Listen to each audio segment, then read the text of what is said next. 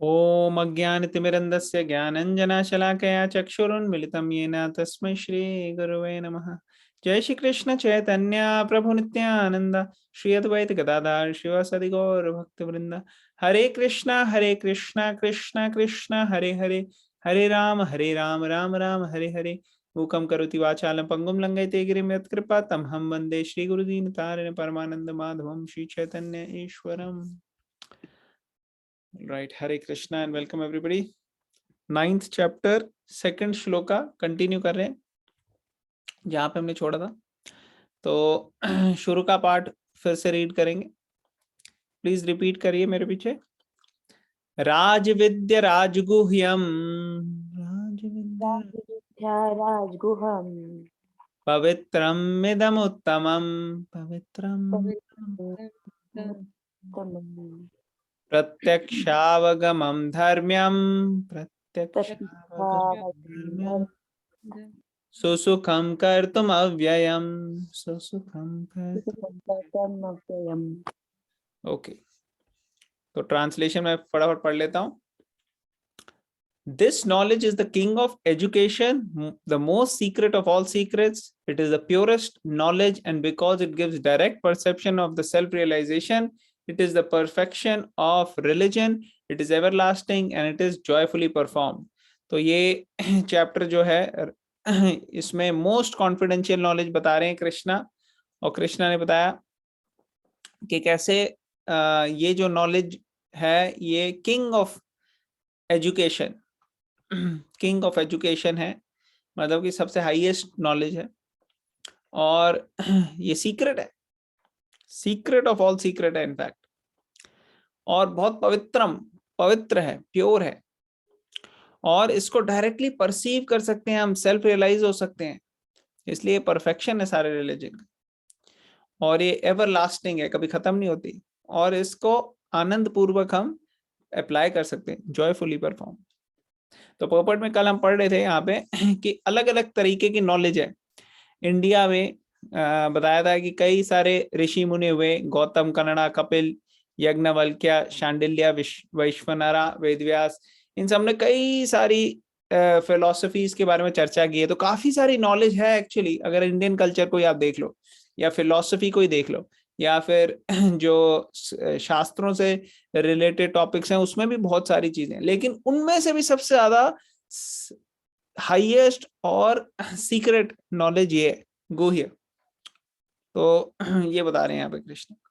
फिर अगर हम मटेरियल नॉलेज की बात करें, ये तो स्पिरिचुअल हो गई नॉलेज, अब मटेरियल नॉलेज की अगर हम बात करें तो उसमें बताया गया कि कई सारे अलग अलग सब्जेक्ट्स हैं, politics, sociology, physics, chemistry, mathematics, astronomy, engineering, ये सब लोग पढ़ने के लिए आते हैं स्कूल में, कॉलेजेस में, यूनिवर्सिटीज में, अलग अलग चीजें करते हैं, सीखते हैं। लेकिन ये सब नॉलेज भी जो है इससे भी कई गुना ज्यादा इंपॉर्टेंट नॉलेज जो है निग्लेक्ट हो जाती है, वो है the knowledge of the soul, और कोई डिपार्टमेंट भी नहीं है इसके लिए। अगर आप देखो कई यूनिवर्सिटीज में उनको पता ही नहीं कि कैसे इस नॉलेज को प्रेजेंट करना है, समझना है, सीखना है और इस वजह से इतनी इंपॉर्टेंट अपॉर्चुनिटी जो ह्यूमन लाइफ की है, ये नॉलेज गेन करने के बाद इस लाइफ में भी हम अच्छे से जी सकते हैं, और इस लाइफ के बाद जब इस शरीर छोड़ना हो वो भी अच्छे से कर सकते हैं। इस चीज की ट्रेनिंग है नहीं आज के टाइम में, तो ये बहुत इंपॉर्टेंट नॉलेज है। फिर आगे हमने पढ़ा कि कैसे अलग अलग सेक्शंस में भगवत गीता के बहुत और भी कॉन्फिडेंशियल नॉलेज दी गई है। जैसे सेकंड चैप्टर से शुरू किया, वहां पे आत्मज्ञान, आत्मा के बारे में बताया गया, कैसे आत्मा की क्वालिटीज बताई गई है, तो वो ऑलरेडी कॉन्फिडेंशियल पार्ट है। और फिर आगे 7th चैप्टर में और मोर कॉन्फिडेंशियल चीजें शुरू हो गई थी, अभी यहाँ पे मोस्ट कॉन्फिडेंशियल की बात आ गई।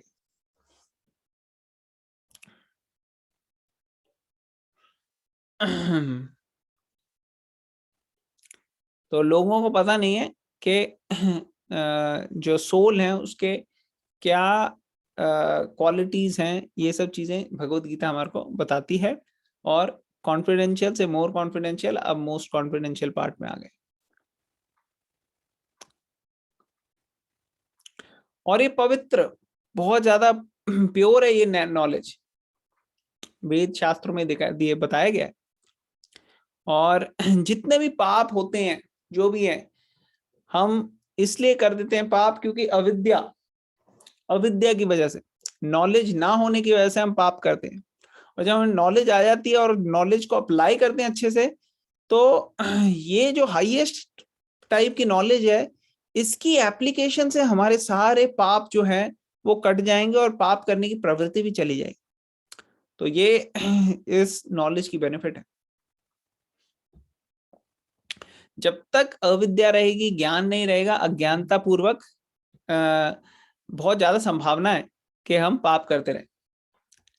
लेकिन जब नॉलेज आ जाती है, ज्ञान आ जाता है, और ज्ञान को हम अच्छे से अप्लाई करते हैं, विज्ञान, तो फिर हम बच सकते हैं पाप से। और अगर हम पाप से बचेंगे और भक्ति में लगेंगे, तो हमारे प्रेजेंट में और फ्यूचर में जो पाप की वजह से दुख भोगने हैं वो नहीं भोगेंगे, और बल्कि हम भगवान की तरफ बढ़ेंगे, स्पिरिचुअल लाइफ को और ज्यादा स्ट्रॉन्ग करेंगे। फिर हमने ये पढ़ा था कि कैसे 7 चैप्टर के 28 वर्स का यहाँ पे बताया गया है। क्या बताया गया है 7 चैप्टर में? A person who has completely ended the reactions of all sinful activities and who is fully engaged in pious activities, being freed from duality of this material world, becomes engaged in devotional service to the Supreme Personality of Godhead, Krishna. तो जिन्होंने अपने पाप की दुकान बंद कर दी है और अभी वो भक्ति में लगने हैं, ऐसे लोग जो है वो आगे एडवांस कर सकते हैं भक्ति में। अगर हम अपनी पाप की प्रवृत्ति चलते रखेंगे और कोशिश करेंगे भक्ति में आगे बढ़ने की, तो दिक्कत होगी, तो हमारे को टाइम लगे आगे बढ़ने में। लेकिन अगर हम सीरियसली भक्ति करेंगे तो ऑटोमेटिकली पाप करने की प्रवृत्ति ही नष्ट हो जाएगी। फिर यहाँ पे स्टेटमेंट है, ये पद्म पुराण से बताई गई है। अप्रारब्ध फलम पापम कूटम बीजम फलोन्मुखम कर्मेणैव प्रलीयेता विष्णु भक्ति रतात्मना। तो ये हम यहाँ से पढ़ेंगे और इसके आगे डिस्कशन करेंगे। कौन पढ़ेगा ये वाला पैराग्राफ? हरे कृष्णा। हाँ, हरे कृष्ण, पढ़ेंगे आप? For those who are engaged in the devotional service of the Supreme Personality of Godhead, all sinful reactions, whether fruitified in the stalk or in the form of a seed, gradually vanish. Therefore, the purifying potency of devotional service is very strong, and it is called Pavitra Uttamam, the purest. Uttama means transcendental. Tamas means material world or darkness, and Uttama means that which is transcendental to material activities. Devotional activities are never to be considered material, although sometimes it appears that devotees are engaged just like ordinary men. One who can see and is familiar with the devotional service will know that they are not material activities. They are all spiritual and devotional, contaminated by the material modes of nature. Hare Krishna. Hare Krishna, thank you. तो अलग अलग stages में होते हैं हमारे को जो फल मिलने वाले होते हैं पाप के बाद। ये हमने पहले भी चर्चा की थी जब हम 5th चैप्टर में थे, कि कैसे अलग अविद्या के कारण हम हमारे अंदर ये पाप करने की का एक बीज पनप जाता है, क्योंकि हमें पता नहीं है। जैसे किसी व्यक्ति को पता नहीं है कि जो है शराब पीना ये अच्छा नहीं है, इससे पाप लगता है। तो वो कॉलेज में आया, कॉलेज में सब बच्चे पी रहे हैं, उसने भी शुरू कर दी पीनी। तो अज्ञानता, अविद्या की वजह से क्या हुआ, उसके मन में ये आया कि मैं भी पीता हूँ यार, अभी सब बच्चे पी रहे हैं, मैं भी पीता हूँ। तो ये बीज आ गया। अभी उसने पीनी शुरू नहीं की है, अभी उसने सिर्फ सोचा है कि हाँ मैं पीता हूँ, और अज्ञानता मेंटेन रहती है। फिर आगे चल के वो ये कर बैठता है, पी लेता है। अब जब उसने एक कार्य कर लिया है, तो अब कार्य का फल मिलेगा, और जब तक कार्य का फल मिला नहीं होता तो उसको कहते हैं अप्रारब्ध। यहाँ पे लिखा है ना अप्रारब्ध फलम पापम।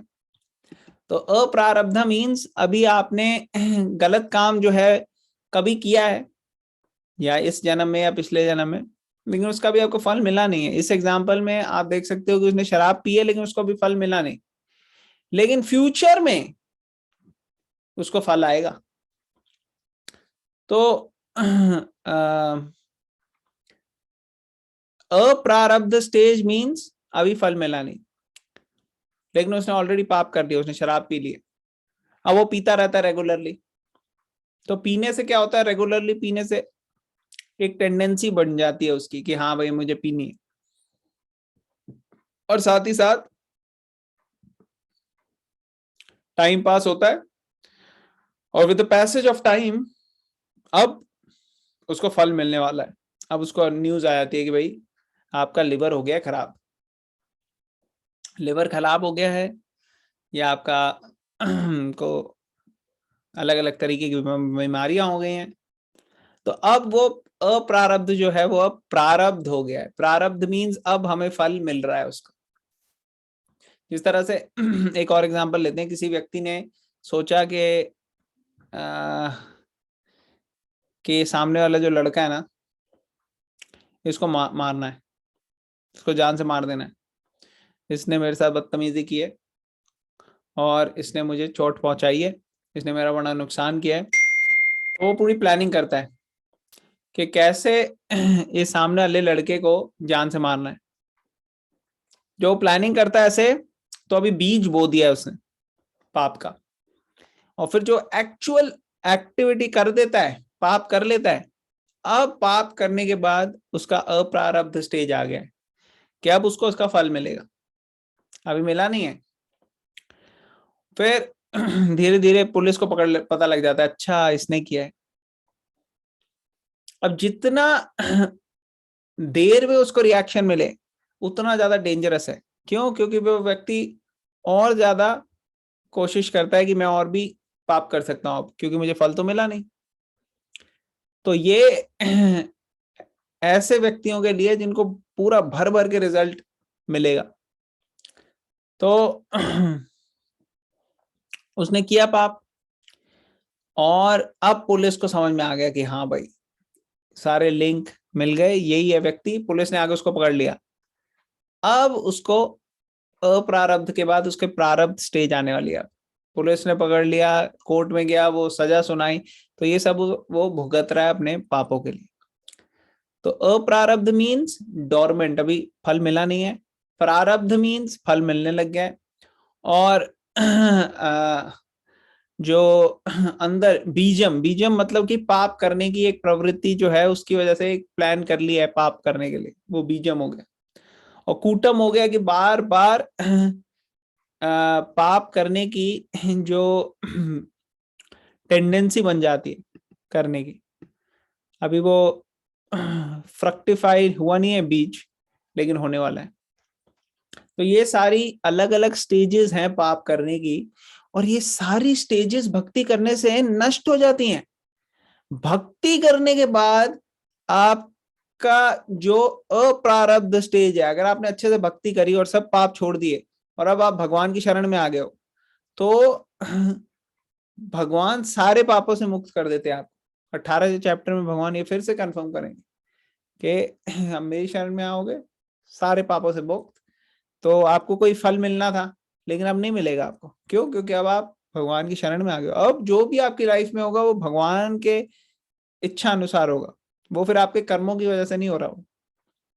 जैसे प्रहलाद महाराज जो है उनको अपनी कर्मों की वजह से नहीं मार रहा था हिरण्यकश्यप। ऐसा नहीं देखा उन्होंने कोई कर्म किए थे जिसकी वजह से प्रहलाद महाराज को ऐसा हो रहा था, नहीं। ये भगवान की लीला थी, अरेंजमेंट था कि कैसे प्रहलाद महाराज की ग्रेटनेस बताने के लिए कि देखो ये कितना ग्रेट है, इतना सब से गुजरने के बाद भी ये मेरी भक्ति में लगा हुआ है, और ऐसे भक्त ने मेरा दिल चुरा लिया है, इसलिए मैं कोई मेरे पास और चारा नहीं है बल्कि इसके कि मैं आ जाऊं अपने भक्त के पास। और वो खंबे से प्रकट हो गए। तो जो प्रहलाद महाराज हो गए या पांडव हो गए, ये ऐसा नहीं कि अपने कर्म के चक्कर में भुगत रहे थे, नहीं, ये भगवान के भक्त हैं और भगवान के अरेंजमेंट से इनकी लाइफ में चेंजेस होते हैं, और ये अपनी चेंजेस से सिखाते हैं हमें कि अगर एडवांस व्यक्ति जो है वो इस तरीके से तकलीफों को सह रहे हैं, तो ये हमारे लिए एक एग्जाम्पल है कि हमें कैसे सहना चाहिए। लेकिन सारे के सारे जो कर्म हैं वो नष्ट हो जाते हैं भक्ति करने से, अलग अलग स्टेजेस में। तो कोई पाप हुआ, उसका फल मिलना है, लेकिन अब वो भक्त बन गया, तो अब वो भक्त के उसमें आ जाएगा, तो धीरे धीरे धीरे उसके सारे कर्म करना, प्योर डिवोटी बन जाएगा, तो बिल्कुल डिस्ट्रॉय हो जाते। समझ में आ गया सबको?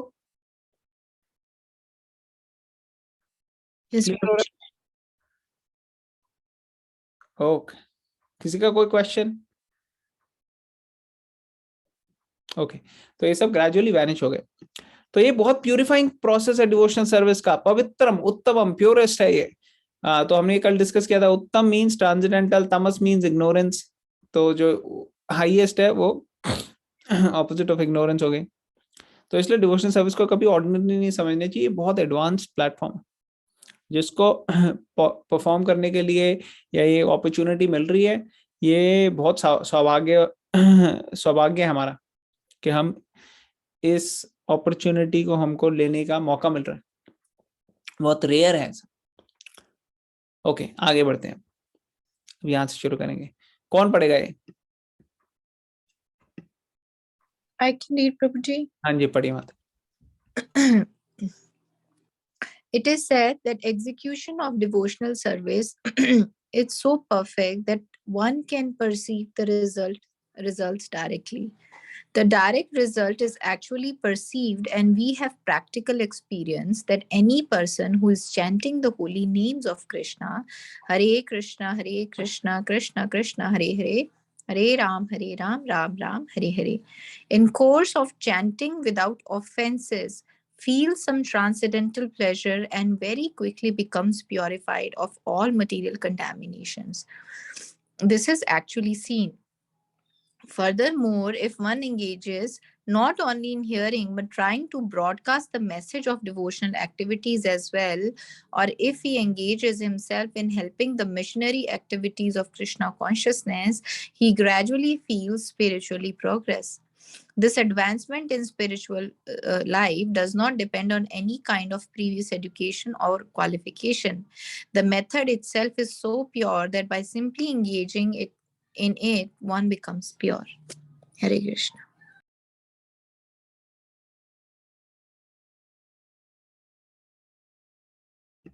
हरे कृष्णा। थैंक यू माता जी फॉर रीडिंग। तो यहाँ पे क्या बताया गया है? यहाँ पे बताया गया है एग्जीक्यूशन डिवोशनल सर्विस एकदम परफेक्ट है और इसके रिजल्ट्स जो है वो डायरेक्टली परसीव करे जा सकते हैं। जैसे हरे कृष्णा महामंत्र, श्रील प्रभुपाद आए अमेरिका में, उन्होंने सबको हरे कृष्णा महामंत्र की चैंटिंग के लिए ओपन इनविटेशन दिया। श्रील प्रभुपाद 70 साल के व्यक्ति, जनरली ओल्ड एज में कोई हम ऐसे नहीं देखते कि कोई बहुत ज्यादा अट्रैक्टिव हो, और ऑर्डिनरी लिविंग एंटिटीज जो है हम कभी ओल्ड होना नहीं चाहते, क्योंकि ओल्ड एज में हमें लगता है कि हम अनअट्रैक्टिव हो जाएंगे, हमारे दांत टूट सकते हैं, जो झुर्रियां आ जाएंगी फेस पे, हमारे जो सर के बाल हैं सफेद हो जाएंगे या गायब हो जाएंगे। तो ये सब चीजें हमको और ज्यादा जो है इतना सुंदर नहीं लगेगा। और श्रील प्रभुपाद जब आए अमेरिका तो उनकी एज थी 70 साल, और श्रील प्रभुपाद के पास कोई पैसा भी नहीं था। जब पैसे भी होते हैं किसी के पास तो वो बंदा थोड़ा अट्रैक्टिव हो सकता है, उसके पास पावर होती है। और प्रभुपाद ऐसे भी नहीं कोई दूसरी कंट्री से आए हैं और जो बहुत अच्छी है। अब जैसे अमेरिका से कोई इंडिया में आता है तो इंडियंस उनके आगे पीछे घूमते हैं, लेकिन इंडिया से कोई अमेरिका जाए तो ऐसी कोई बहुत बड़ी बात नहीं है, हमें अमेरिकन को कोई इतना फर्क नहीं पड़ेगा।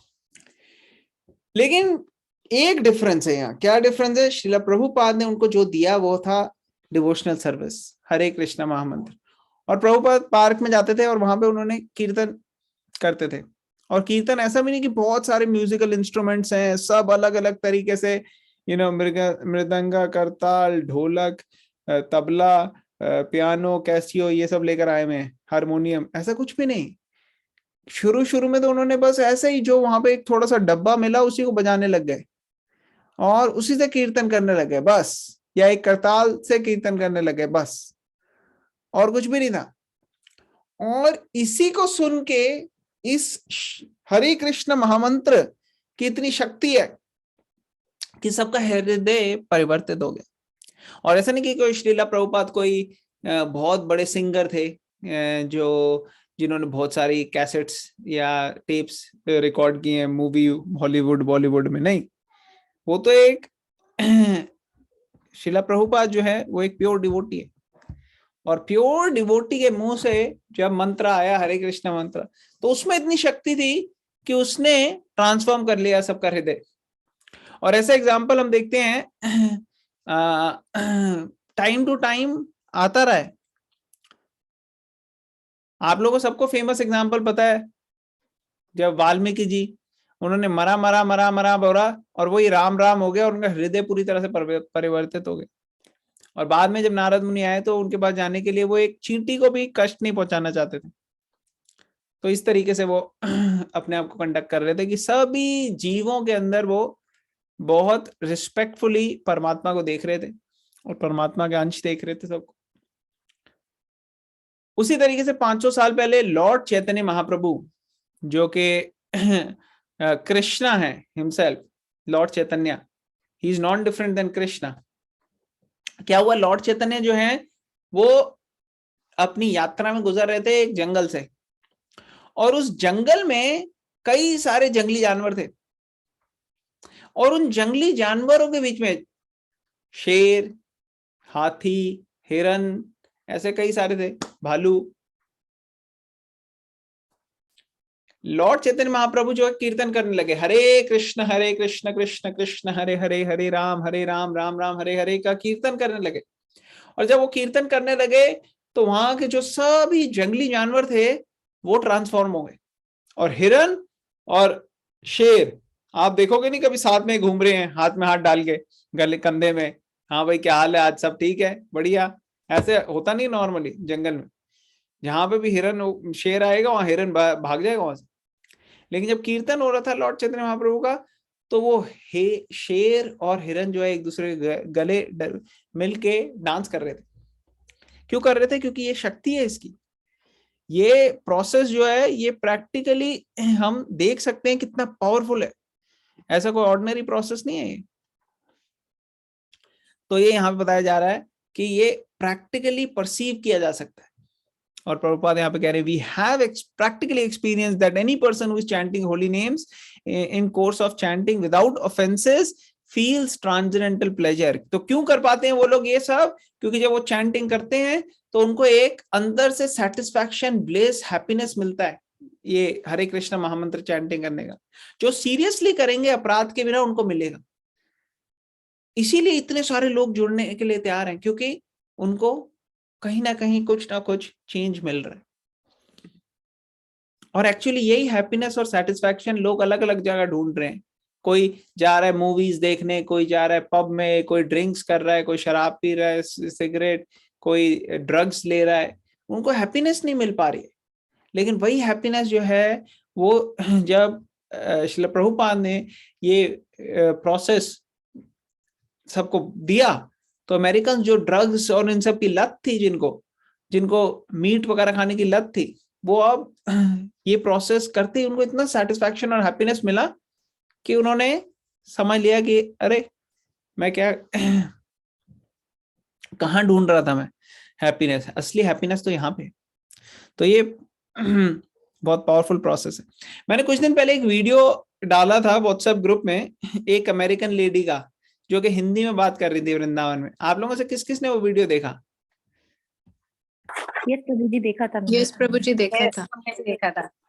उसमें आपने देखा होगा वो सब छोड़ के आ गए अमेरिका से, और वो कह रहे हैं असली खुशी तो यहाँ है आपके देश में। उन्होंने कहा पैसा वगैरह, कहते हैं पैसा किसको चाहिए अगर इतनी खुशी यहाँ पे है तो। उनका जो थोड़ा बहुत है उसमें वो काम चला रहे और इतने खुश हैं। अमेरिका में इतना पैसा उनके पास, सब सेविंग्स वगैरह जो थोड़ी बहुत थी उनके पास, उसमें वो अपना सेटिस्फाइड है और अपना इंडिया आके वृंदावन में आके सेवा कर रहे हैं। और वो खुद ही बता रहे हैं भगवत गीता के बारे में इंडियंस को कि ये देखो ये कितनी पावरफुल बुक है। तो ये जो है ये लाइव एग्जाम्पल हम देख सकते हैं। तो अगर हम ऑफेंसलेसली चैंटिंग करें, अपराध के बिना चैंटिंग करेंगे, तो उसका बहुत ज्यादा बेनिफिट होगा जल्दी से। और फिर यहां पे बताया गया है if one engages not only in hearing but in trying to, अच्छा अगर हम साथ में एक तो ये मंत्र चैंटिंग करके खुद सुने और साथ में इस प्रोसेस को, इस ज्ञान को आगे बाकियों में भी बांटे, तो वो उससे हमें और ज्यादा कृपा मिलेगी। तो अगर हम शेयर करें बाकी लोगों के साथ भगवत गीता का ज्ञान, चैंटिंग के बारे में, तो हम देखेंगे कि उससे हमें भी बेनिफिट होगा और बाकियों को भी बेनिफिट होगा और बहुत जल्दी हमको इसका हैप्पीनेस और ब्लिस का एक्सपीरियंस होगा। और फिर यहाँ पे लिखा ही ग्रेजुअली, और ऐसे व्यक्ति जनरली बहुत जल्दी देखेंगे कि कैसे वो स्पिरिचुअली एडवांस कर रहे हैं, प्रोग्रेस कर रहे हैं। This advancement in spiritual life does not depend on any kind of previous education and qualification. ऐसा नहीं है कि पहले से आपको कोई क्वालिफिकेशन या कोई डिग्री चाहिए, कोई भी कर सकता है, छोटे से छोटा बच्चा और बड़े से बड़ा बूढ़ा व्यक्ति, कोई डिस्क्वालिफाइड नहीं है इसमें। और कोई बड़ी बड़ी डिग्री नहीं लेनी, हमें पीएचडी करना है कहीं या कोई बहुत बड़ी यूनिवर्सिटी में एडमिशन लेना है फिर ही हम कर सकते, नहीं, सबके लिए। तो अब हम नेक्स्ट पैराग्राफ पढ़ेंगे। कौन पढ़ेगा ये इन वेदांत सूत्र? ओके, अंश पढ़ेगा। अंश इन द वेदांत सूत्र 3.2.26 this is also described in the following words: prakashascha karmani abhyasat. Devotional service is so potent that simply by engaging in the activities of devotional service, one becomes enlightened without a doubt. A practical example of this can be seen in the previous life of Narada, who in that life happened to be the son of a maid servant. He had no education, nor was he born to a high family, but when his mother was engaged in serving the great devotees, Narada also became engaged in sometimes in the absence of his mother, he would serve the great devotees himself, Narada personally says. Okay, thank you so much. Yeah.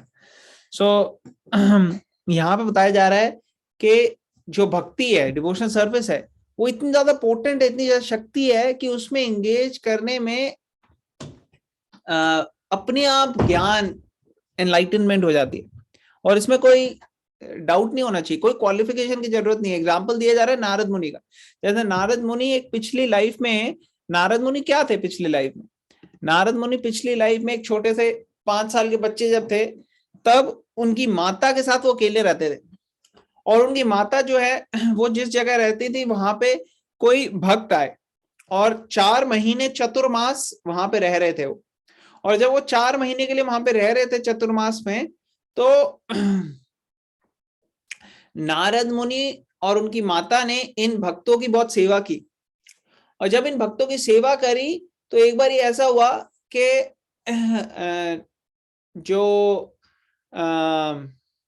वो अपने प्रसाद ले रहे थे, प्रसाद ग्रहण कर रहे थे, उसमें कुछ बच गया। तो जब बचा तो नारद मुनि ने उन छोटे जो बालक थे, बालक ने उनसे पूछा कि ये मैं क्या खा सकता हूं? और उन्होंने कहा हाँ आप खा सकते हैं।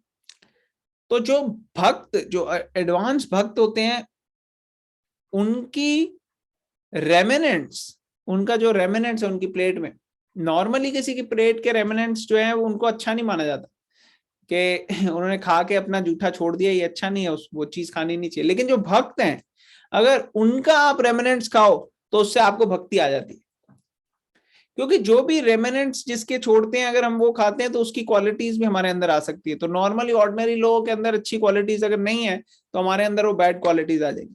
लेकिन जो भक्त हैं एडवांस, उनके अंदर बहुत अच्छी अच्छी क्वालिटीज हैं, वो क्वालिटीज आ जाती है। तो इसमें ये बताया जा रहा है कि वो छोटा सा बालक जब ऐसे खाने लगा तो उसके अंदर ये भक्ति की क्वालिटीज आ गई, क्योंकि पहले तो उसने भक्तों की सेवा की और फिर भक्तों के रेमिनेंट्स जो हैं वो ग्रहण किए। तो शास्त्र में बताया जाता है कि भक्त पद धूली, भक्त पद झल, भक्त भुक्त अवशेष, ये 3 महाबल। तो 3 महाबल क्या है? एक है भक्तों के चरणों की धूली, कहते हैं ना चरण स्पर्श करके हम सर पे लगाते हैं बड़े महात्माओं के, तो धूल जो है उसको सर पे लगाना। भक्त पद धूली, भक्त पद जल, मतलब कि भक्त जो आते हैं बड़े बड़े एडवांस, उनके पैर धो के वो जल जो है वो अगर हम ग्रहण करें तो वो बहुत पावरफुल है। और भक्त भुक्त अवशेष, मतलब कि उनका जो खाया हुआ भोजन के बाद जो रेमिनेंट्स हैं वो, ये 3 जो महाबल है, महाबल मतलब इसमें बहुत शक्ति है। कौन सी शक्ति है इसमें? इसमें ऐसी शक्ति है कि अगर हम ये लेंगे तो हम स्पिरिचुअली एडवांस हो जाएंगे, हमारे अंदर भक्ति आ जाएगी। तो ये नारद मुनि ने करा। 5 साल के बच्चे थे वो, उनकी माता जो थी वो सर्वेंट थी, मेड सर्वेंट थी, अलग अलग जाके काम करती थी जाके। तो हाई फैमिली नहीं थी उनकी, बहुत लो फैमिली थी, गरीब थे, ज्यादा कुछ था नहीं उनके पास, कोई बहुत अच्छी एजुकेशन भी नहीं थी उनकी। लेकिन फिर भी जो है उन्होंने ऐसे किया और वो अगले जन्म में नारद मुनि बने। तो हम आगे पढ़ेंगे। उच्चैष्ठलेपान् अनुमोदितो द्विजाय, सकृत् स्म भुञ्जे तदपास्तकिल्बिषा, एवं प्रवृत्तस्य विशुद्धचेतसा, तद्धर्म एवात्मरुचि प्रजायते। कौन पढ़ेगा इसका ट्रांसलेशन? इन दिस वर्स, हाँ पढ़िए। In this verse from Srimad Bhagavatam 1.5.25, Narada describes his previous life to his disciple Vyasdeva. He says that while engaged as a boy servant for those purified devotees during the 4 months of their stay, he was intimately associating with them. Sometimes those sages left remnants of food on their dishes, and the boy who would wash their dishes wanted to taste the remnants. So he asked the great devotees for their permission. And when they gave it, Narada ate those remnants and consequently became freed from all sinful reactions. As he went on eating, he gradually became as pure hearted as the sages. The great sages relished the great devotees relished the taste of unceasing devotional service to the Lord by hearing and chanting the Narada, and Narada gradually developed the same taste. Narada says further, Prabhuji, shall I read? Yeah, please. तत्रान्व aham Krishna katha pragayatam अनुग्रहेणा श्रवणं मनोहर ताश्रयध्या मे अनुपदं विश्रवतः प्रियाश्वरेस्य अंगममा भवद्रुचि. By associating with sages, Narada got the taste of hearing and chanting the glories of the Lord, and he developed a great desire for devotional service. Therefore, as described in Vedanta Sutra, Prakashascha karmanye abhyasat. If one is engaged simply in the acts of devotional service, everything is revealed to him automatically and he can understand. This is called pratyaksha, directly perceived. Hare Krishna. Shall I continue? Thank you माता जी। Discuss करते हैं यहाँ पे। तो ये प्रत्यक्ष हमने इसमें देखा था ना, प्रत्यक्षावगमम धर्म्यम सुसुखम कर्तव्यम अव्ययम। तो यही वही प्रत्यक्षा प्रभुपाद ने ये सब समझाया है प्रत्यक्षा के लिए, कि हमें समझ में आया कि क्या कॉन्टेक्स्ट में हम बात कर रहे हैं। प्रत्यक्ष मीन्स डायरेक्टली परसीव हो जाती है। जो भक्ति हम कर रहे हैं प्रोसेस, ऐसा नहीं है कि ये बस मन घड़ंग मन अंधविश्वास है, नहीं। जब हम करेंगे तो इसका खुद साक्षात पता लग जाए। जैसे किसी को कहो ये केक हमने बर्थडे के लिए बनाया था, बहुत टेस्टी है ये, खा तो टेस्टी है, अब इसमें डिबेट करते रहो, नहीं ये टेस्टी है नहीं है क्या है, कैसे पता लगेगा? सीधा उठाओ खाओ देख लो, पता लग जाएगा भैया टेस्टी है कि नहीं टेस्टी। उसी तरह से भक्ति डिवोशनल सर्विस, इसका क्या प्रूफ है? इसका proof in the pudding lies in its eating. उसको पकड़ो खाओ, पता लग जाएगा। भक्ति है, करके देख लो, 6 महीने करो आप, आपको पता लग जाएगा। अगर सीरियसली सिंसियरली भगवान का नाम लेते हो आप, और अगर आप 8 माला भी करते हो रोज, हरे कृष्णा कृष्ण कृष्ण हरे हरे, हरे राम राम राम हरे हरे, और रेगुलरली अटेंटिवली सुनना आप एक एक वर्ड को। 4 माला भी करो आप अटेंटिवली, सिर्फ ध्यान से एक एक वर्ड सुनो। हरे कृष्ण कृष्ण कृष्ण हरे हरे, हरे राम राम राम हरे हरे। और रेगुलरली आप सेशंस अटेंड करो भगवत गीता पे, और डिस्कशन करो, बुक रीडिंग करो, लेक्चर सुनो। ये करके देखो आप 6 महीने, और आपको पता लग जाएगा कि आपकी लाइफ कैसे ट्रांसफॉर्म होती है। सीरियसली करने। तो ये प्रत्यक्ष प्रमाण है, एविडेंस है कि कैसे ये प्रोसेस जो है वो काम करते हैं। और यहाँ पे नारद मुनि का एग्जांपल दिया। एक छोटा सा बालक था, वो 5 साल का, माताजी भी मेड सर्वेंट, स्कूल भी नहीं गए, कुछ नहीं किया, सिर्फ भक्तों को थोड़ा सा सेवा की, उनका रेमिनेंट्स लिया, उनके साथ समझा कि हियरिंग चैंटिंग करनी है, उसको थोड़ा सा अप्लाई किया, और उसी वक्त उसकी लाइफ ट्रांसफॉर्म इतनी हो गई कि नेक्स्ट लाइफ में वो प्योर डिवोटी नारद मुनि बने। तो ये किससे बड़ी क्या बात हो सकती है? क्लियर? चलें आगे। ओके, नेक्स्ट पैराग्राफ में जाएंगे। वर्ड धर्म्यम, कौन पढ़ेगा ये? धर्म्यम। I can read. हाँ जी, पढ़िए please. The word dharmyam means the path of religion. Narad was actually a son of a maidservant. He had no opportunity to go to school. He was simply assisting his mother, and fortunately, his mother rendered some service to the devotees. The child Narad also got the opportunity and simply by association achieved the highest goal of all religion. The highest goal of all religion is devotional service, as stated in Srimad Bhagavatam, Sa vai pumsam paro dharmo yato bhaktir adhokasaje. Religious people generally do not know that the highest perfection of religion is the attainment of devotional service. As we have already discussed in regard to the last verse of chapter 8, Vedesu Gyanesu Tapasu Kachaiva, generally, Vedic knowledge is required for self realization. But here, although Narad never went to school of a spiritual master and was not educated in the Vedic principles, he acquired the highest results of Vedic study. This process is so potent that even without performing the religious process regularly, one can be raised to the highest perfection. How is this possible? This is also confirmed in Vedic literature, Acharyavan Puruso Veda. One who is in association with the great acharyas, even if he is not educated or has never studied the Vedas, can become familiar with the knowledge necessary for realization. Hare Krishna, thank you. तो धर्म्यम मतलब path of religion के बारे में बताया गया कि कैसे नारद मुनि जो है वो बहुत बड़े कोई गुरुकुल में या ऐसे नहीं गए थे, और बहुत बड़ी फैमिली में से भी नहीं थे, लेकिन क्योंकि उन्होंने एसोसिएशन लिया, संग लिया एडवांस डिवोटीज का, और उनको सेवा की और उनके रेमिनेंट्स लिए, तो इसलिए वो हाईएस्ट लेवल पे पहुंच गए। तो ये पावर है भक्ति की। सभी यहाँ भागवतम का श्लोक कोट किया है, 2nd कैंटो 6वां श्लोक है ये। सवै पुंसा परो धर्मो यथो भक्ति रक्षोक्षजे हयतु कया प्रतिहता ये नात्मा सुप्रसिद्धति, कि कैसे पूर्ण रूप से हम संतुष्ट हो सकते हैं, सेटिस्फाई हो सकते हैं।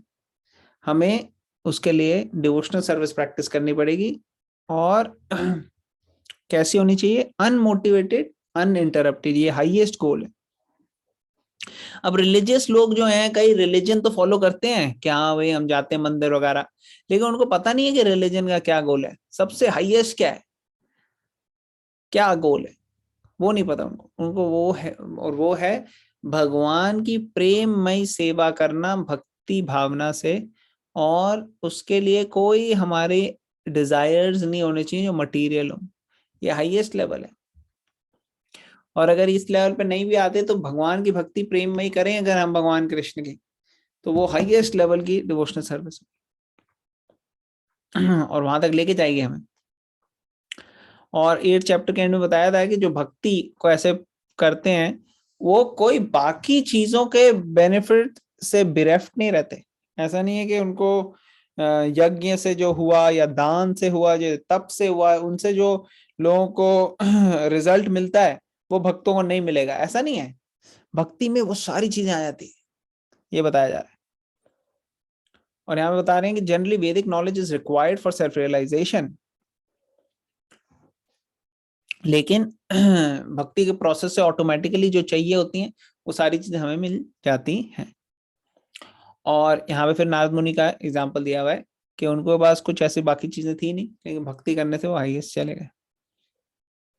और फिर एक ये भी बताया, कोट भी किया है आगे, वैदिक लिटरेचर में भी ऐसा लिखा हुआ है कि आचार्यवान पुरुषो वेदा, कि अगर आचार्य किसी ग्रेट पर्सनालिटी के साथ आप हो, उनसे आपको जो सीखने को मिलेगा, आपको जरूरत भी नहीं है कि आपने कभी वेद पढ़े कि नहीं पढ़े, आपको उसके बिना ही नॉलेज मिल जाएगी अगर आप एक ग्रेट पर्सनालिटी के एसोसिएशन में रहते हैं। और हमने देखा ये श्रील प्रभुपाद जो थे अमेरिका गए, उनके जो स्टूडेंट्स थे वो पहले कभी कोई बहुत बड़े गुरुकुल में जाके उन्होंने वेद पुराण पढ़े नहीं थे पहले, लेकिन प्रभुपाद के एसोसिएशन में रह रह के वो सब ऐसे फर्म फिक्स ट्रेंड हो गए कि उनको सब कंक्लूसिव नॉलेज आ गई सारे के सारे शास्त्रों में।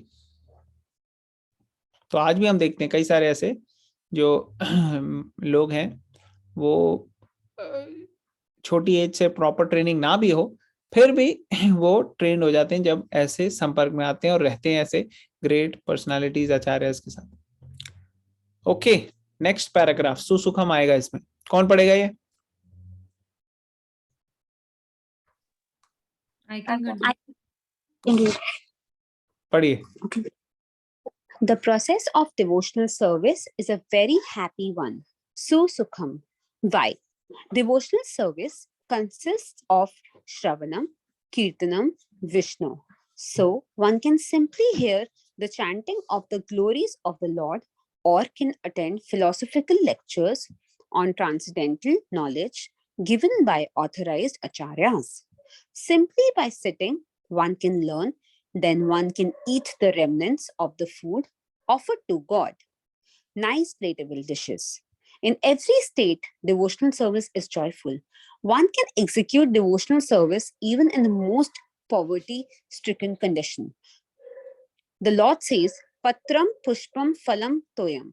He's ready to accept from the devotee any kind of offering, never mind what, even a leaf, a flower, a bit of fruit, or a little water, which are all available in every part of the world, can be offered by any person, regardless of social position, and will be accepted if offered with love. There are many instances in history simply by tasting the tulsi leaves offered to the lotus feet of the Lord. Great sages like Sanat Kumara become great devotee. Therefore, the devotional process is very nice and it can be executed in a happy mood. God accepts only the love with which things are offered to him. Hari Bol. Hare Krishna, thank you for reading. तो यहाँ पे बताया जा रहा है कि ये जो प्रोसेस है, ऐसा नहीं कि ये बड़ा फोर्सफुली करना पड़ेगा, अरे यार अब मेरे को ये करना है, नहीं, ये फुल ऑफ हैप्पीनेस है एक्चुअली। जब हम इसको करने लगते हैं सही तरीके से तो एक्साइटमेंट हर स्टेप पे है। और ऐसा नहीं कि बहुत महंगा है, कि बहुत मुश्किल से होगा, नहीं, आप जहां बैठे हो वहां चैंटिंग कर सकते हो, आपका जो है भगवान को ऑफर कर सकते हो। और भगवान कुछ कहते नहीं, कहते हैं पत्ता, फूल, फल या पानी, बस पत्रम पुष्पम फलम तोयम। तो ये तो बेसिक चीज है, कहीं पे भी मिल जाएगी, आपको भगवान के सामने रखनी है और भगवान को प्रार्थना करनी है। सिर्फ तुलसी को भगवान को ऑफर करने मात्र से जो है वो हम कितना बेनिफिट मिल सकता है हमारे को, हमको पता नहीं। और जो ये तुलसी लीव है, ऑफर करके भगवान को जब टेस्ट किया, सनत कुमार एक बहुत महान संत हैं, उन्होंने तो वो भक्त बन गए जस्ट तुलसी टेस्ट करने से। ऐसे ग्रेट ग्रेट एग्जांपल्स हैं हमारे पास। तो इसलिए बहुत ही अच्छा सुख से भरा हुआ प्रोसेस है। इसको अप्लाई करने के लिए, लेने के लिए हमें झिझक बिल्कुल भी नहीं करनी चाहिए, इमीडिएटली लेना चाहिए, ताकि हम अपने लाइफ को पूरी तरह से सुख से भर दें। आप में से कौन कौन है जो अपनी लाइफ को सुख से भरना चाहते हैं पूरी तरह से, कि हैप्पीनेस आ जाए आपकी लाइफ में? हाँ प्रभु जी। पूरी, बस एक ही व्यक्ति है 16 में से, बाकी को नहीं चाहिए किसी को खुशियां? हाँ जी सभी प्रभु को जी। चाहिए। यस प्रभु जी। बोल तो रहे नहीं है, चाहिए। उसी को मिलता है जो मांगता है। अगर खुशी चाहिए हमें तो हमारे को फोकस होना चाहिए कि हाँ चाहिए। खुशियों को कौन मना कर, खुशियों को मना कर रहे खुशियों हैं को ना, हमें पता नहीं है कि खुशियां हैं भक्ति में, हम सोच रहे हैं इसमें खुशी नहीं है, इसलिए ग्रैब इट। पता नहीं है हमारे को कितना टाइम है हमारे पास, ह्यूमन लाइफ, हम बहुत सारी चीजों को और प्रायोरिटी दे रहे हैं, तो अब थोड़ा भक्ति को भी प्रायोरिटी देनी चाहिए हमें लाइफ में। जैसे जैसे हम भक्ति को प्रायोरिटी देंगे, देखेंगे हमारी लाइफ जो है पूरी तरह से खुशियों से भरती जा रही है। अब उस खुशी में ऐसा नहीं है कि ऑब्स्टेकल्स नहीं आएंगे, ऑब्स्टेकल्स तो आएंगे, जैसे हमने एग्जांपल दिया प्रहलाद महाराज और पांडवों की लाइफ में भी आए थे, लेकिन इंटरनल खुशी एक्सटर्नल सर्कमस्टांसेस के ऊपर बेस नहीं होती। एक्सटर्नल सर्कमस्टांस तो कभी फेवरेबल कभी अनफेवरेबल रहेंगे, लेकिन हर स्थिति में आपके अंदर की जो खुशी है वो छीन नहीं सकता कोई, अगर वो स्पिरिचुअल हैप्पीनेस है। स्पिरिचुअल हैप्पीनेस आपकी जाएगी नहीं।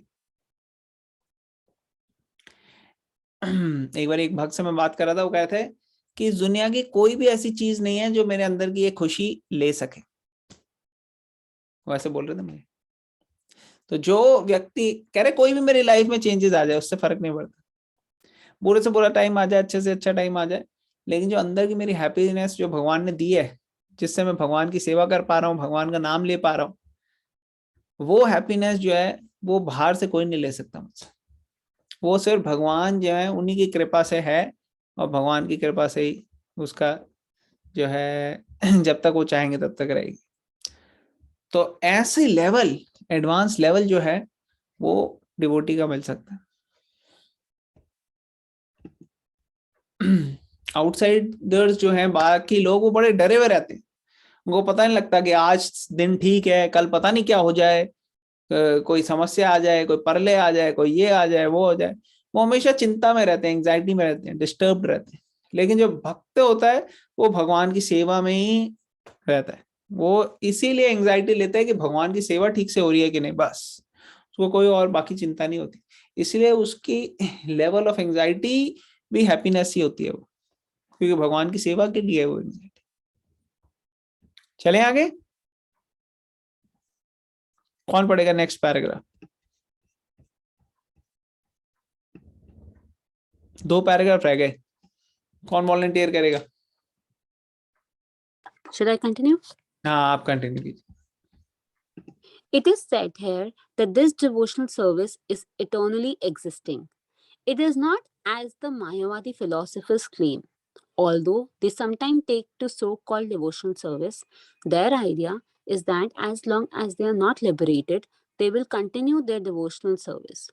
But at the end, when they become liberated, they will become one with God. Such temporary time-serving devotional service is not accepted as pure devotional service. Actual devotional service continues even after liberation, when the devotee goes to spiritual planet in the kingdom of God. He is also engaged there in serving the Supreme Lord. He does not try to become one with the Supreme Lord. Hari बोल। हरे कृष्णा। तो यहाँ पे clearly बताया गया कि भक्ति की जो ये प्रोसेस है ये खत्म नहीं होता। ऐसा नहीं कि अभी हमने भक्ति की फिर एक स्टेज आ जाएगी जब हम भक्ति अब हमारे को भक्ति करने की कोई जरूरत नहीं है, अब हमारी हो गई बहुत। ऐसी स्टेज नहीं होती कोई, क्योंकि भक्ति में इतनी खुशी और इतनी हैप्पीनेस और इतना रस है। जो भगवान के भक्त हैं सर, वृंदावन की आप देखो लीला पढ़ोगे आप, उसमें देखोगे आप कि कितने सारे भगवान के एसोसिएट भक्त ये हैं, ग्वाल बाले हैं जो भगवान के फ्रेंड्स हैं, वो सब भगवान के साथ जाते हैं गाय को चढ़ाने के लिए वृंदावन में, और भगवान के साथ खेलते हैं बड़े अलग अलग तरीके की चीजें। ये सब डिवोशनल सर्विस है, क्योंकि ये सब वो ग्वाल बाले क्यों कर रहे हैं? कृष्णा को खुश करने के लिए। और कृष्णा क्यों कर रहे हैं? ग्वाल बालों को खुश करने के लिए। तो ये दोनों के बीच में कंपटीशन चल रहा है। कृष्णा जो है अपने डिवोटीज को खुश करते हैं, डिवोटीज कृष्णा को खुश करते हैं, बस यही रहता है उन्हें। तो ये डिवोशनल सर्विस कभी खत्म नहीं होती। और चैंटिंग जो है, चैंटिंग करते करते भगवान की लीला में एंटर कर जाते हैं लोग। भगवान की लीला को स्मरण अच्छे से अपने आप आने लग जाता है और वो उसमें एंटर हो जाते हैं सेवा के लिए। ये सेवा होती है भगवान की। लेकिन जो मायावादी हैं वो कहते हैं ठीक है भगवान की वर्शिप करेंगे हम, डीटीज की चैंटिंग वगैरह, कई बार वो कीर्तन भी करते हैं, लेकिन उनका मकसद क्या होता है? ये सब करने से हम भगवान के अंदर विलीन हो जाएं, भगवान बन जाएं। तो भक्त ऐसा नहीं कोई भी उनका गोल। भक्तों का गोल ये है कि भगवान की सेवा करनी बस। तो ये भगवान को बहुत प्रिय है, ये बहुत अच्छा है। मायावादी तो भगवान के साथ कंपीट कर रहे हैं कि हमें भगवान बनना है, लेकिन भगवान जो है उनकी नजरों में उनका डिवोटी उनसे भी ऊपर है। तो भगवान डिवोटी को अपने से भी ऊपर ले जाते हैं। मायावादी तो एट द लेवल ऑफ भगवान ही सोच सकते हैं, लेकिन डिवोटीज जो है वो भगवान की नजरों में भगवान से भी ऊपर है। ओके, लास्ट पैराग्राफ कौन पढ़ेगा ये? यस प्रभु जी। हाँ इंदु आंटी प्लीज पढ़िए। As will be seen in Bhagavad Gita, actual devotional service begins after liberation. After one is liberated, when one is situated in Brahman position, Brahman Bhuta, one's devotional service begins. Sama sarveshu bhateshu mad bhaktim lapte param. No one can understand the Supreme Personality of Godhead by executing Karma Yoga, Gyan Yoga, or Ashtanga Yoga, or any other yoga independently. By these yogic methods, one may make a little progress towards Bhakti Yoga. But without coming to the stage of devotional service, one cannot understand what is the personality of Godhead. In the Srimad Bhagavatam, it is also confirmed that when one becomes purified by executing the process of devotional service, especially by hearing Srimad Bhagavatam or Bhagavad Gita from realized souls, then he can understand the science of Krishna or the science of God. Ivam Prasanna Manso Bhagavad Bhakti Yogata. When one's heart is cleared of all nonsense, then one can understand what God is. Thus, the process of devotional service of Krishna consciousness is the king of all education and the king of all confidential knowledge. It is the purest form of religion, and it can be executed joyfully without difficulty. Therefore, one should adopt it. Hare Krishna. Hare Krishna. Thank you for reading. तो यहाँ पे बताया जा रहा है as will be seen Bhagavad Gita, actual devotion service begins after liberation. तो अभी तो हम कोशिश कर रहे हैं भगवान की भक्ति करने की, लेकिन प्योर डिवोशनल सर्विस जो है उससे पहले ही मुक्ति मिल जाती है हमें। जैसे हम एडवांस करते आते हैं, पहले हम मुक्ति मिलेगी हमें, फिर हम डिवोशनल सर्विस प्रैक्टिस करेंगे। और वो मुक्ति के लिए हमें जरूरी नहीं है कि ये शरीर छोड़ना पड़े। मुक्त पुरुष वो होता है जिसको इस लाइफ में ही, ह्यूमन लाइफ में ही ही इज लिबरेटेड। ब्रह्म भूता प्लेटफॉर्म में होता है वो। और प्रभुपाद बता रहे हैं, आगे भी बताएंगे, भगवत गीता में आएगा। और after one is liberated when one is situated in Brahman position, ब्रह्म भूता प्लेटफॉर्म, कहते हैं ना ब्रह्म भूता प्रसन्नात्मा न शोचति न कांक्षति सम सर्वेषु भूतेषु मद भक्ति लभते पराम। तो ये बड़ा एडवांस प्लेटफॉर्म में आया था। तो तब pure devotional service actually begin होगी। उसके बाद सम सर्वेषु भूतेषु मद भक्ति लभते। No one can understand the supreme personality God by executing कर्म योग, ज्ञान योग, अष्टांग योग and other yoga independently। तो भक्ति योगा जो है उसके अलावा दूसरे योगा प्रोसेसेस अगर आप करोगे अकेले तो वो आपको भगवान तक नहीं लेके जाएंगे। वो सब प्रोसेसेस लैडर बन सकती है एक, कि हाँ ठीक है आपने कर्म योगा की, ज्ञान योगा की, अष्टांग योगा की, अब आप भक्ति योगा के लेवल पे आ गए। लेकिन वो एक प्रोसेस में आप रहोगे तो उससे एक लेवल तक ही ऊपर जा सकते हो आप। जैसे लैडर सीढ़ी होती है, सीढ़ी के एक लेवल के बाद आपको दूसरे लेवल पे पैर रखना पड़ेगा, फिर तीसरे पे, फिर चौथे पे। जब तक हाईएस्ट लेवल पे आप पैर नहीं रखोगे तब तक आप पूरा ऊपर तक नहीं जा सकते।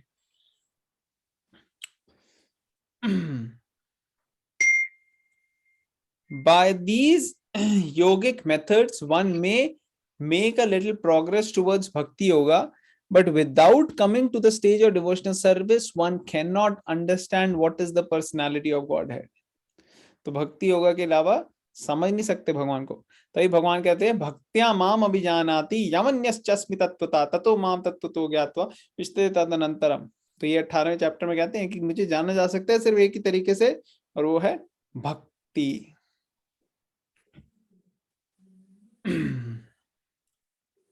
It is also confirmed that when one becomes purified by executing the process of devotional service, especially by hearing Srimad Bhagavatam, Bhagavad Gita from realized souls, then he can understand the signs of Krishna। तो कैसे भगवान के बारे में समझा जा सकता है, कैसे भक्ति में आगे बढ़ सकते हैं? By hearing from realized souls। उनसे जब हम सुनते हैं तो हमारा हृदय जो है वो पूरा साफ हो जाता है, क्लीन हो जाता है, क्लियर्ड हो जाता है नॉनसेंस चीजों से, और फिर हम भगवान के बारे में ज्यादा अच्छे से समझ सकते हैं, और वो हमारे को हेल्प करता है भगवान तक पहुंचने में। फिर यहाँ पे कह रहे हैं thus the process of devotion service of Krishna consciousness is the king of all education and king of all confidential knowledge। तो ये जो प्रोसेस है डिवोशनल सर्विस का, और ये जो अभी हम 9th चैप्टर में जिसके बारे में चर्चा करेंगे, वो हाईएस्ट लेवल ऑफ एजुकेशन है, कॉन्फिडेंशियल नॉलेज है, पवित्रम सबसे प्योर है रिलीजन में भी, और बहुत जॉयफुली खुशी से हम कर सकते हैं इसको विदाउट डिफिकल्टी, और बहुत ज्यादा हमें सेटिस्फैक्शन मिलेगी, हैप्पीनेस मिलेगी, ब्लिस मिलेगी, इसलिए वन शुड अडॉप्ट इट। यहाँ पे ये रिकमेंडेशन दी जा रही है। आई थिंक आज का हमारा टाइम हो गया, आज हम कंक्लूड करेंगे। किसी का कोई क्वेश्चन, कमेंट या कोई पॉइंट है बिफोर वी एंड?